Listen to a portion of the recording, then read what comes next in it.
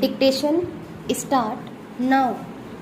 Export competitiveness, however, is only a function of the competitiveness of the entire economy. The poor state of our infrastructure is reducing our export competitiveness. The government has given the highest priority to the development of our infrastructure. Our various initiatives in this regard will start bearing fruit very soon.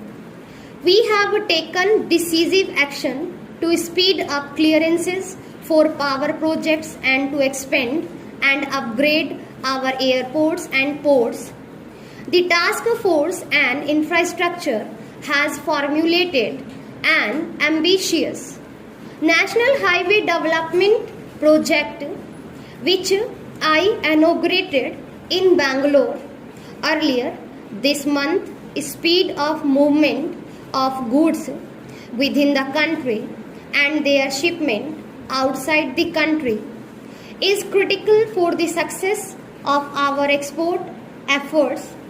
The task force will soon present to the government an integrated national transport policy whose aim will be to create fast communication links for people and goods, cheaper and reliable telecommunication links with the rest of the world are crucial for increasing the competitiveness of Indian exports.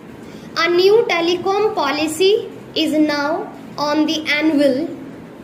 One of its major objectives is to rapidly increase tele-density all over the country.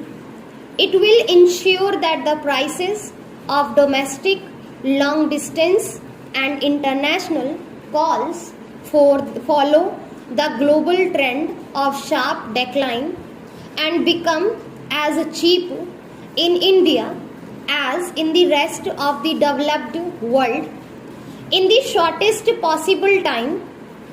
The new telecom policy will also be a boon to India's software exporters. You are already aware of the many steps taken by the government to make India a superpower in information technology. We have received an excellent response from the industry in this regard. A recent happy development has been the signing of the free trade agreement between India and Sri Lanka, which will bring closer economic integration in the South Asian region. I am confident that this agreement will lead to greater trade between our two countries, which share so much in common. It will also lead to similar initiatives with our other neighbors in South Asia so that this region can become a closely linked economic region with benefits flowing to all the countries. Friends, the global economic slowdown in the last 2 years, coupled with the meltdown in financial markets in East Asia and elsewhere, have hurt our exports. In such testing times, it is all the more necessary that you take this adverse development as a challenge for all here. I am happy to be with you morning to participate in the India Tourism Day celebrations. I congratulate all those who have been named for receiving the award. I call upon others to emulate the examples set by the award winners. Redouble your efforts with a healthy competitive spirit and work hard to achieve excellence in attracting more tourists, both domestic and foreign. We all know that tourism generates many more jobs for relatively less investment, it is capable of creating large-scale employment opportunities, particularly in rural and backward areas, where there are many attractive sites for tourists. It is potentially the biggest generator of foreign exchange. It is a non-polluting industry, while foreign tourists generate goodwill for India around the world. Domestic tourism is a powerful contributor to the cause of national integration. The government has therefore accorded high priority for the development of this sector through appropriate policies and programs. Tourism has often been understood as an elitist activity without realizing its economic, social, and civilization significance. Travel from one place to another for the purposes of pilgrimage, pleasure, experience, education, and business is not the exclusive privilege of any class of society, but a universal phenomenon. Tourism brings together people of different cultures and regions and fosters better mutual understanding. For doing this effectively and durably, it demands conditions of peace.